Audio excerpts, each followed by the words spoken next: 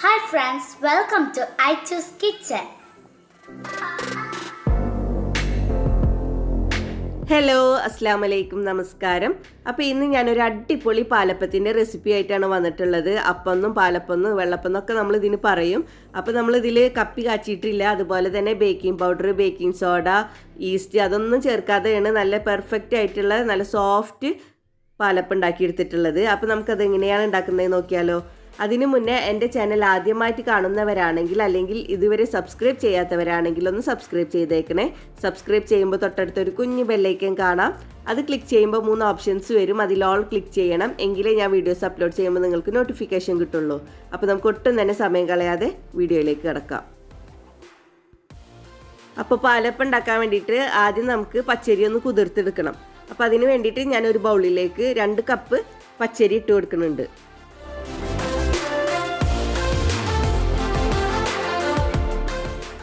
ഇനി ഇതിലേക്ക് ഞാൻ 1 ടേബിൾ സ്പൂൺ ഉഴുന്ന് ചേർത്ത് കൊടുക്കുന്നുണ്ട്. ഉഴുന്ന് ചേർത്ത് കൊടുത്തില്ലെങ്കിലും കുഴപ്പമൊന്നുമില്ല, പച്ചരി മാത്രം എടുത്താലും മതി. പക്ഷെ ഞാൻ എപ്പോഴും പാലപ്പം ഉണ്ടാക്കുമ്പോൾ കുറച്ച് ഉഴുന്ന് ചേർത്ത് കൊടുക്കാറുണ്ട്. ഒരുപാടൊന്നും ചേർത്ത് കൊടുക്കണ്ട, ഇതുപോലെ കുറച്ച് ചേർത്ത് കൊടുത്താൽ മതി.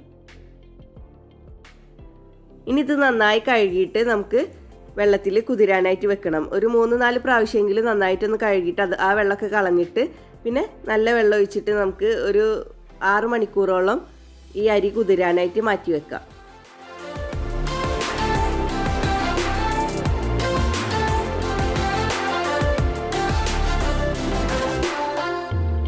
അപ്പം ഞാൻ അരിയൊക്കെ നന്നായി കഴുകി എടുത്തിട്ട് അതിൽ കുറച്ച് വെള്ളം ഒഴിച്ച് വെച്ചിട്ടുണ്ട്. ഇനി നമുക്കിതൊരു 6 മണിക്കൂറോളം റെസ്റ്റ് ചെയ്യാനായിട്ട് മാറ്റി വെക്കണം.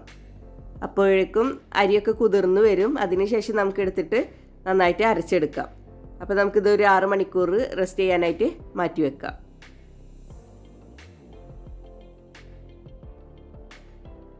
ഇപ്പോൾ 6 മണിക്കൂർ കഴിഞ്ഞിട്ടുണ്ട്. നമ്മൾ അരി കുതിരാനായിട്ട് വെച്ചിട്ട് 6 മണിക്കൂർ കഴിഞ്ഞിട്ടുണ്ട്. അരിയൊക്കെ നന്നായി കുതിർന്ന് വന്നിട്ടുണ്ട്. ഇനി ഇതിലത്തെ വെള്ളമൊക്കെ നന്നായി കളഞ്ഞിട്ട് നമുക്ക് അരച്ചെടുക്കാം. അപ്പോൾ അരിയിലത്തെ വെള്ളമൊക്കെ ഞാൻ കളഞ്ഞിട്ടുണ്ട്. ഇനി ഇത് നമുക്ക് നന്നായിട്ട് അരച്ചെടുക്കണം. അപ്പോൾ അതിന് വേണ്ടിയിട്ട് ഞാനൊരു മിക്സിയുടെ ജാർ എടുത്തിട്ടുണ്ട്. അതിലേക്ക് നമുക്ക് ഈ കുതിർത്തെടുത്തിട്ടുള്ള അരി ഇട്ട് കൊടുക്കാം.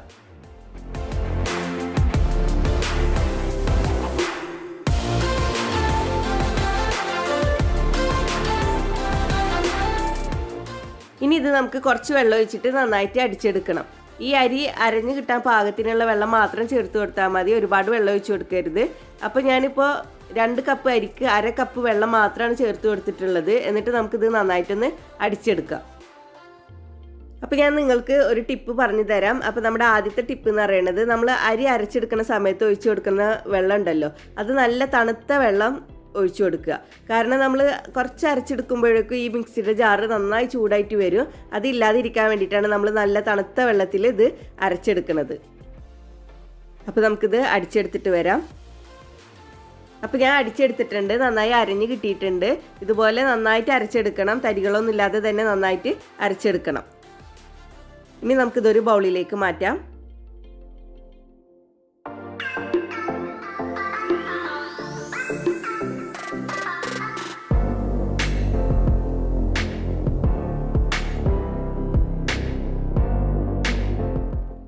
അപ്പോൾ അരി അരച്ചത് ഒരു ബൗളിലേക്ക് മാറ്റിയിട്ടുണ്ട്.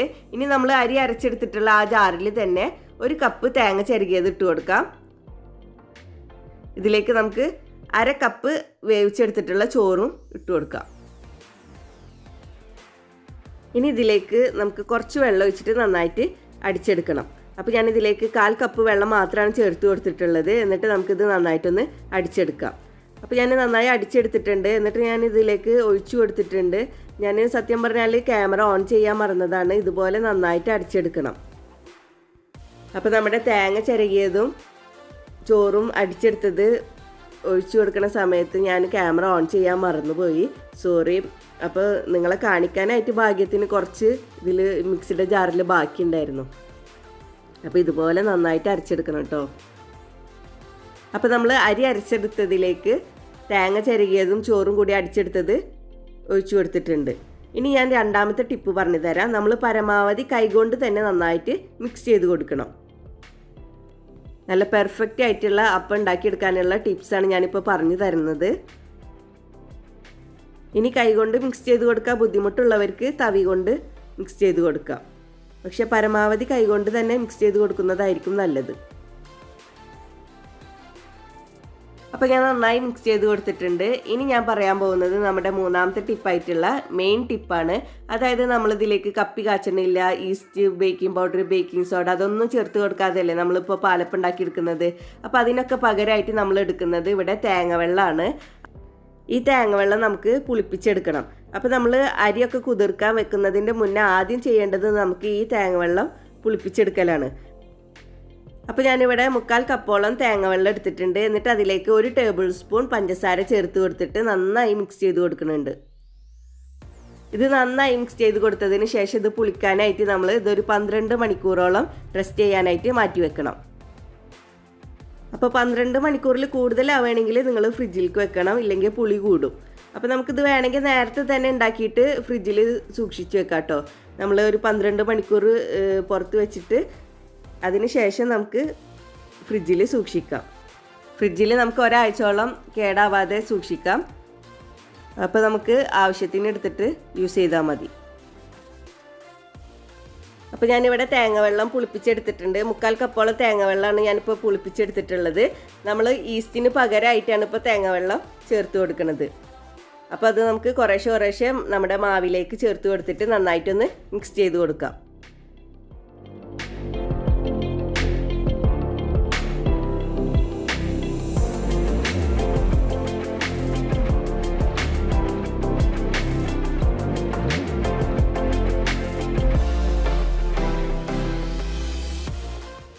അപ്പോൾ തേങ്ങവെള്ളം ചേർത്തിട്ട് നന്നായി മിക്സ് ചെയ്ത് കൊടുത്തിട്ടുണ്ട്. ഇനി നമുക്കിതിലേക്ക് ആവശ്യത്തിനുള്ള ഉപ്പും കൂടി ചേർത്ത് കൊടുക്കാം. അപ്പോൾ നമ്മൾ എല്ലാതും തലേ ദിവസം തന്നെ എല്ലാ ഇൻഗ്രീഡിയൻസും ചേർത്ത് കൊടുക്കും. എല്ലാ ഇൻഗ്രീഡിയൻസും ചേർത്ത് കൊടുത്തതിന് ശേഷമാണ് ഞാനിത് പുളിപ്പിക്കാനായിട്ട് 8 മണിക്കൂർ മാറ്റി വെക്കുന്നത്. പിന്നെ നമ്മൾ രാവിലെ എടുത്ത് അപ്പം ഉണ്ടാക്കിയാൽ മാത്രം മതി, വേറെ ഒന്നും ചേർത്ത് കൊടുക്കേണ്ട ആവശ്യമില്ല. അപ്പോൾ നമ്മുടെ ബാറ്ററി ഇവിടെ റെഡി ആയിട്ടുണ്ട്. ഇതാണ് ബാറ്ററിൻ്റെ കൺസിസ്റ്റൻസി. ഇനി നമ്മുടെ ഈ ബാറ്ററി പുളിച്ച് പൊന്തി വരാനായിട്ട് നമുക്ക് 8 മണിക്കൂറോളം റെസ്റ്റ് ചെയ്യാനായിട്ട് മാറ്റി വെക്കാം. ഇനി ഞാനൊരു ടിപ്പും കൂടി നിങ്ങൾക്ക് പറഞ്ഞു തരാം. നമ്മുടെ ഈ ബാറ്ററി നല്ല തണുവുള്ള സമയമൊക്കെ ആണെങ്കിൽ പുളിച്ച് പൊന്തി വരാനായിട്ട് പ്രയാസമായിരിക്കും. അപ്പോൾ പ്രത്യേകിച്ച് നമ്മൾ ഇതിൽ baking powder, baking soda, east അതൊന്നും ചേർത്ത് കൊടുക്കണില്ലല്ലോ. അപ്പോൾ പതഞ്ഞ് പൊങ്ങാനായിട്ട് പ്രയാസമായിരിക്കും. അപ്പോൾ നമ്മൾ എന്ത് ചെയ്യണമെന്ന് വെച്ചാൽ നമ്മുടെ വീട്ടിൽ തെർമൽ റൈസ് കുക്കർ ഉണ്ടെങ്കിൽ അതിൻ്റെ ഉള്ളിൽ നമ്മുടെ ഈ ബാറ്ററിൻ്റെ ബൗൾ ഉണ്ടല്ലോ അത് ഇറക്കി വെച്ചിട്ട് മൂടി വെക്കുക. ഇല്ലെങ്കിൽ നമ്മുടെ വീട്ടിൽ മൈക്രോവേവ് ഓവൻ ഉണ്ടെങ്കിൽ അതിൻ്റെ ഉള്ളിൽ വെച്ചിട്ട് മൂടി വെച്ചാലും മതി. സ്വിച്ച് ഒന്ന് ഓൺ ചെയ്യേണ്ട ആവശ്യമില്ല കേട്ടോ. മൈക്രോവേവ് ഓവൻ്റെ സ്വിച്ച് ഒന്ന് ഓൺ ചെയ്യേണ്ട, വെറുതെ അതിൻ്റെ ഉള്ളിൽ റെസ്റ്റ് ചെയ്യാനായിട്ട് വെച്ചാൽ മതി. അപ്പോൾ അങ്ങനെയൊക്കെ ചെയ്താലും ഇത് നന്നായിട്ട് പതഞ്ഞ് പൊന്തും. അപ്പോൾ എല്ലാവരും അതൊന്ന് ട്രൈ ചെയ്ത് നോക്കണം കേട്ടോ. അപ്പോൾ നമുക്കിത് 8 മണിക്കൂറോളം റെസ്റ്റ് ചെയ്യാനായിട്ട് മാറ്റി വെക്കാം. ഇപ്പോൾ 8 മണിക്കൂർ കഴിഞ്ഞിട്ടുണ്ട്. നമ്മുടെ മാവ് നന്നായി പതഞ്ഞ് പൊന്തിയിട്ടുണ്ട്. നമുക്കിതൊന്ന് മിക്സ് ചെയ്ത് കൊടുക്കാം. ഇനി ഒരുപാട് ഇട്ടിട്ട് കുത്തി ഇളക്കരുത് കേട്ടോ. അപ്പോൾ നമ്മുടെ മാവ് നന്നായി താഴ്ന്നു പോകും. ജസ്റ്റ് ഒന്ന് മിക്സ് ചെയ്ത് കൊടുത്താൽ മാത്രം മതി. ഇനി നമുക്ക് അപ്പം ഉണ്ടാക്കിയെടുക്കാം. അതിന് വേണ്ടിയിട്ട് ഞാനിവിടെ ഒരു അപ്പച്ചട്ടി അടുപ്പത്ത് വെച്ചിട്ടുണ്ട്. ഇത് ചൂടായാൽ നമുക്ക് ലോ ഫ്ലെയിമിൽ വെച്ചിട്ട് വേണം ഈ അപ്പം ഉണ്ടാക്കിയെടുക്കാനായിട്ട്. ഞാനപ്പോൾ ഒരു വലിയ തവി ബാറ്ററി ഇതിലേക്ക് ഒഴിച്ചു കൊടുത്തിട്ടുണ്ട്. എന്നിട്ട് നമുക്ക് ഇതുപോലെ ചുറ്റിച്ചു കൊടുക്കാം. എന്നിട്ട് നമുക്കിത് മൂടി വെച്ചിട്ട് ലോ ഫ്ലെയിമിൽ വെച്ചിട്ട് വേവിച്ചെടുക്കാം.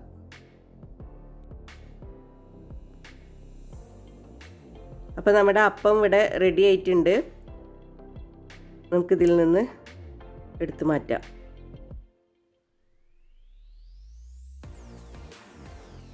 കണ്ടില്ലേ, നമ്മുടെ അപ്പം നല്ല പെർഫെക്റ്റ് ആയിട്ട് തന്നെ കിട്ടിയിട്ടുണ്ട്. നല്ല സോഫ്റ്റ് അപ്പായിട്ട് തന്നെ നമുക്ക് കിട്ടിയിട്ടുണ്ട്. ഇനി നമുക്ക് ബാക്കിയുള്ള ബാറ്റർ കൊണ്ട് ഇതുപോലെ അപ്പം ഉണ്ടാക്കിയെടുക്കാം.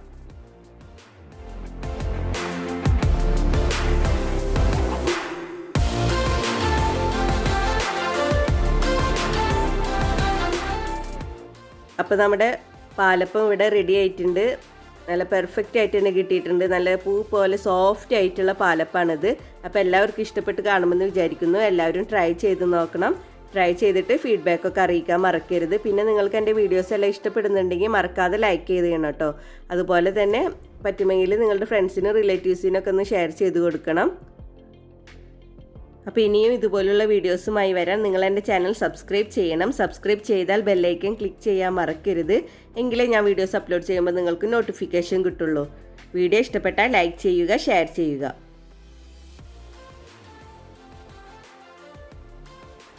Please subscribe, comment, like and share.